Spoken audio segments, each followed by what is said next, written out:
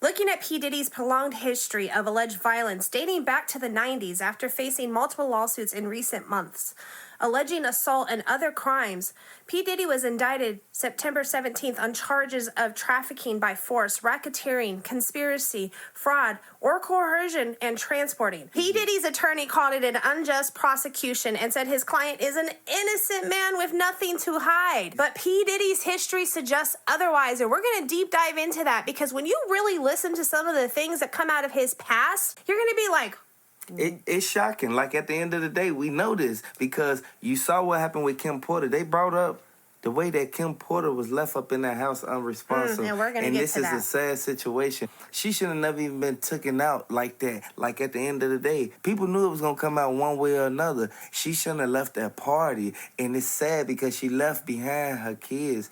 R.I.P. Kim Porter. Throw the R.I.P. Kim Porters down in the comment section. In November, Cassie Victoria kicked off what became a tsunami of accusations against Combs with a lawsuit against Combs in New York federal court that included graphic claims of assault, physical abuse, and allegations that Combs, her ex-boyfriend, would force her to have relations with male workers while he watched. That's bogus. Diddy knew exactly what him and Jay-Z was doing. Jay-Z, he's innocent on the allegation that they saying that happened with that girl, but everybody saw him at that party. Like, it was his party. And then Kim Porter left from out of that party and only went home. She just wanted to leave away from the situation. Some people want to walk away from the problem, but people always want to run behind them and try to initiate something. And it always leads back to the person who ran up on them to being prosecuted or either getting dumped by the girl. I want y'all to know this is a sad situation, but Kim Porter, I just wish she was still here today. She was a legacy in this game. She taught a lot of people a lot of things, and she was a pillar to the community. The recent charges are not the first controversial that the music and entrepreneur has faced over the years. Combs has attempted to rebrand himself as Brother Love, but as he has a prolonged history of allegations of violence dating back to the 90s, 9 people died and 29 were injured. The gym had a capacity of 2,730 people, but where as many as 5,000 people showed up to the event. 5,000? 5,000, and they did not have enough security to control the crowd. And Diddy and them knew that everybody was going to run out there. Like, at the end of the day, it'd be a lot of them. They be packed, especially their entourage. Diddy have a lot of people with him. They broke down the gym door and rushed the lobby. They literally stampeded the place. This is the same thing that happened when Tupac went to that hotel, the MGM. And next thing you know, this is where Mike Tyson, he ended up seeing Tupac for the last time. R.P. Tupac. Tupac shouldn't have never even went out like that. And Tupac was the main one who kept telling Suge Knight he should just go straight to the spot. He shouldn't stop nowhere.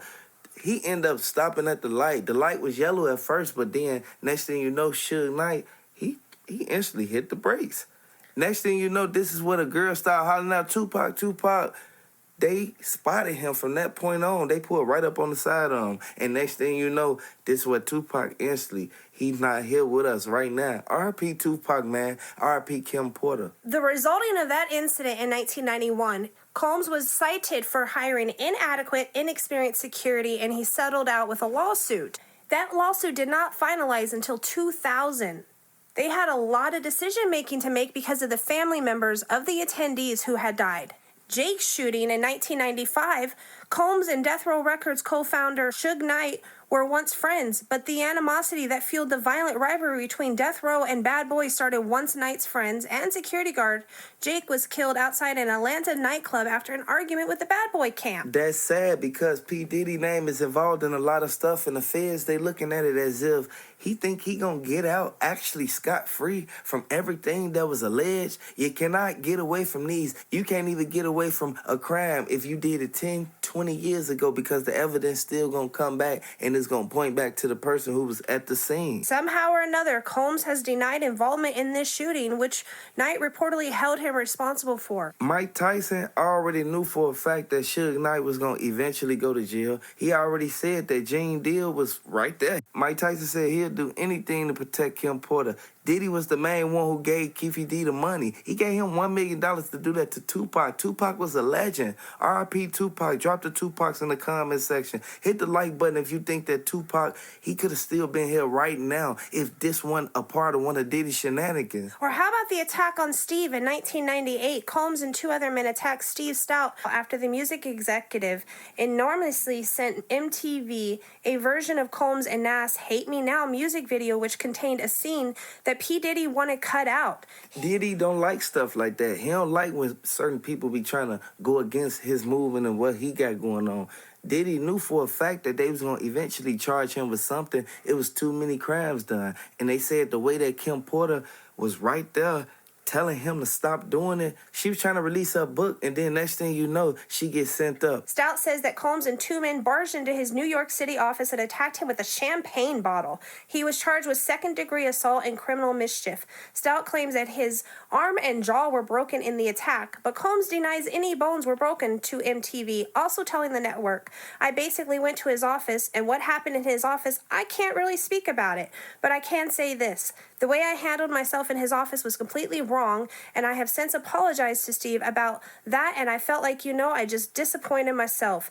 Combs was sentenced to a 1-day anger management class. Who gets a 1-day anger management class? He's already building a history of needing to handle his anger. 1 day? This is him trying to buy himself out of situations. He keep trying to do that when they not finna let him just go like that. A lot of the stuff that they saying, but some stuff that they basically alleging, this stuff is on camera. So it's not alleged. They got it on footage. And all the VHS footages that he tried to get rid of, so-called hide them, they got them. It's over with. They found all the safes in the master bedroom. They even went in his son King Combs' room, and they found everything that they was trying to stash. That's why they brought him to court, and now he got to face charges of alleged assault. Then we lead into the Club New York shooting in 1999. In 1999, Combs and his bad boy signee Jamal Burrow were participating at Club New York when Diddy knocked a drink out of Matthew Allen's hand. Allen got into an argument with Combs and someone threw money in Combs' face.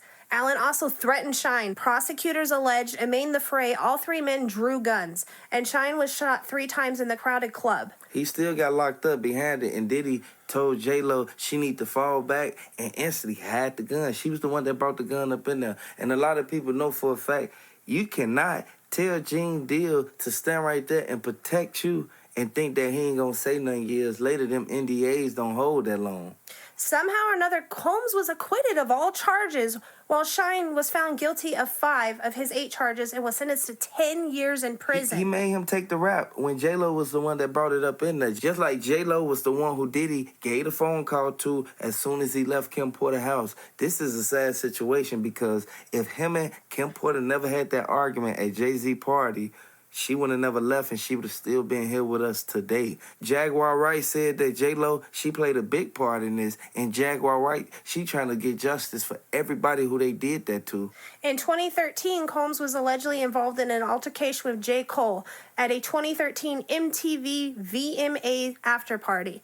Multiple sources alleged to Complex that a visibly intoxicated Combs accosted Kendrick Lamar after his fiery verse on Big Sean's Control, where he bragged he was the king of New York. Combs allegedly tried to pour a drink on Kendrick before Cole intervened and they got into a fight. The New York Post, however, reported that the scuffle occurred after J. Cole was saying inappropriate things to Sean Combs and his girlfriend Cassie. A witness told them that some pushing and shoving happened. No punches were thrown, but it was a visible disturbance. Both men immediately denied the fight took place, though Cole later rapped, "My latest scrap was with Puff Daddy, who would have thought, on 2021's Let Go of My Hand." Everybody knew what happened in 2000. This is why Jay-Z, he trying to stay away from Diddy, and he trying to act like he don't even know this man. How many other people gonna come out and say that they don't know Diddy? He act like he helped them people, but these people sat there and became a victim to everything that he basically brought to their life.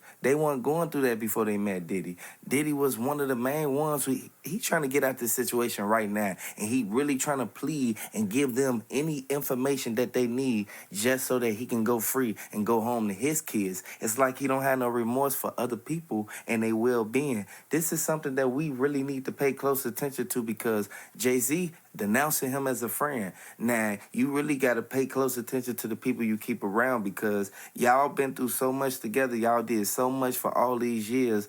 And the feds got all this footage of y'all together in the same room. They know exactly what they said Beyonce did. They said Beyonce was on that 50-foot bed. Like, we know for a fact that this is something that it could have been avoided.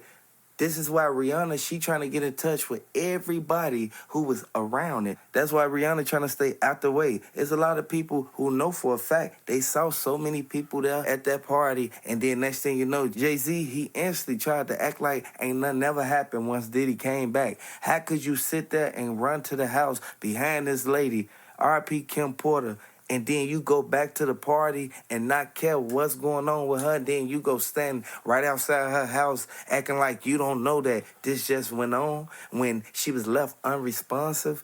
This is something that Jaguar Wright kept saying a long time ago, and she's still saying it to this day. She said that Kim Porter was in that house and the mysterious death occurred. R.I.P. Kim Porter. Hit the like button if you think that Gene Deal not wrong for telling them what he saw. Gene Deal is absolutely not wrong for telling him what he saw. Otherwise, literally, he's an accessory. He was there when it happened, and he knew about it, and he didn't report it. This is a man that you are talking about is used to being able to buy his way out of situation after situation after situation. He thinks that the money talks for him. He thinks he can do what he wants, when he wants, how he wants, and he does not care the consequences or the effects that it has on other people in their lives and their families. It shows in everything, his history, the way he moves, the way he thinks he can just continue to manipulate. But where it all started to come to head is with Kim Porter. He's never been convicted of a serious crime, but has repeatedly been accused of having violent encounters with everybody from his exes, Cassie and Gina, who alleged physical abuse in 2019, to the executives Steve Stout and rappers like J. Cole and Drake. Responding to Cassie's claims, Combs' attorney told the New York Times that Mr. Combs denies these offenses and outrageous allegations. It's sad that this even had to go down, but Gene Deal said that Rihanna was the main one who told Tupac, like, man, she was in the room when Tupac saw everything that was going down. People didn't know Diddy was doing that type of stuff. And this is something that Kim Porter, she shouldn't have had to see because she was the mother of his kids. And if he was doing this stuff under wraps where nobody really knew about it unless they was invited, she would have instantly stopped messing with him a long time ago before he blew up Kid Cudi car. Looking at Combs' timeline, it really starts back to CCNY tragedy in 1991. Combs co-promoted a celebrity basketball game and concert at City College of New York, a false sense of security that is really non-existent because at any point in time, money can become a current that's not going to pay the bill.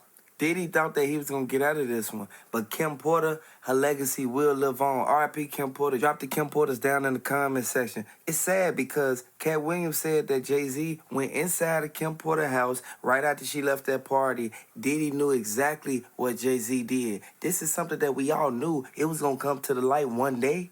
Jaguar Wright allegedly said P. Diddy has been putting tapes on the market, selling them for $500 million a piece. Now, of course, this is the black market, but you know what else I heard got the black market? Which really just makes me wonder. His cell phone, one of his discarded cell phones, is now allegedly out there for anybody to get their hands on. Jay-Z was involved in everything that went down with Kim Porter, and everybody thought that just because Cassie filed her lawsuit that she was going to be the only one that come forth. A lot of people came forth. It just started with Cassie, really. A lot of people really thought that Cassie was going to be the one that put the nail in the coffin, but Kim Porter...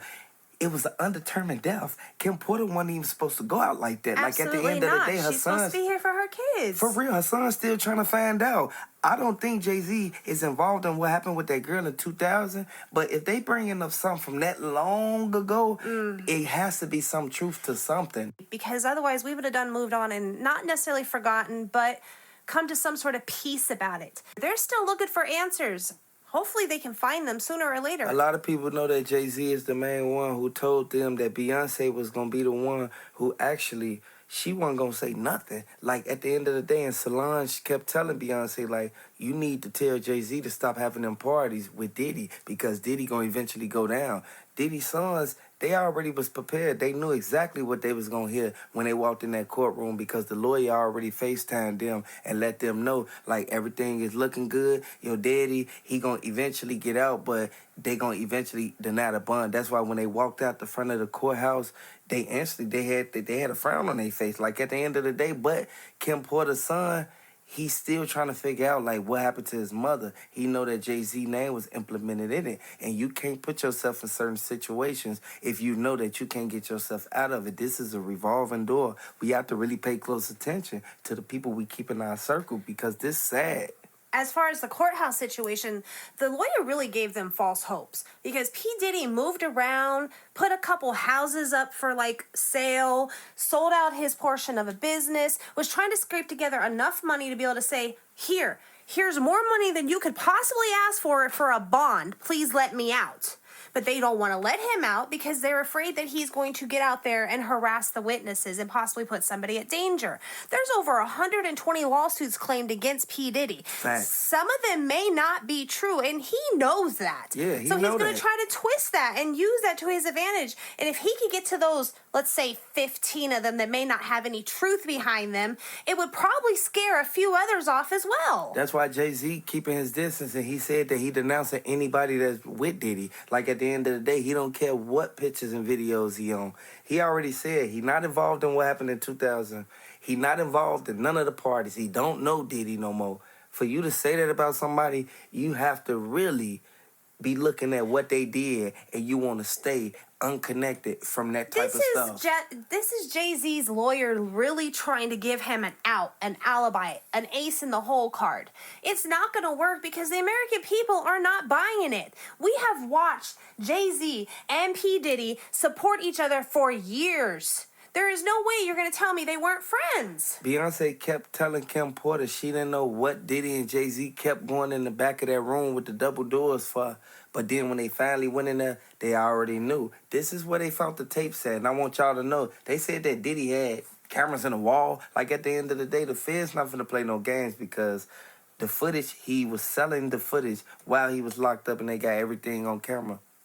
It's only a matter of time before we get to court and we see the evidence that the FBI has really put together. You got to realize the FBI, they work feverishly to build a rock-solid case that they're not going to lose. They've got the funding to do it, and they put the time and they invest into the search warrants, the cameras in the walls, the cameras in the plants, wherever he could have put anything electrical. Every private jet that he got on, he had the cameras in the private jet. He has camera everywhere. He want to keep surveillance of the people he got working cameras for him, in his cars. He's got cameras in the kitchen. He's got cameras in the bathroom probably. Like, this man knows no idea of personal space. So I could just see I'm trying to go to the bathroom and can't. They went through Jay-Z's phone. They found exactly the day that this occurred with Kim Porter, and she was left unresponsive. Do you think they finna leave that unturned? How about the time he was on the yacht? Had to bring in a special plastic surgeon to get her fixed up in a timely manner. Because he was instantly trying to control her. He wanted Kim Porter to do, like, literally do whatever he said and keep her in them parties for weeks and months at a time. Kim Porter wasn't having it, and she was sick of the infidelity.